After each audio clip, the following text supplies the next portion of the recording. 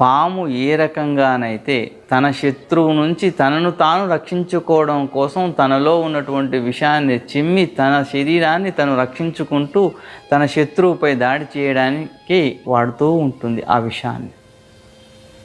తనను తాను రక్షించుకోవడం కోసం, తన శత్రువును పై దాడి చేయడం కోసం ఆ విష గ్రంథులను తన నుంచి బయటికి చిమ్మివేస్తుంది. అదేవిధంగా మన శరీరంలో మనం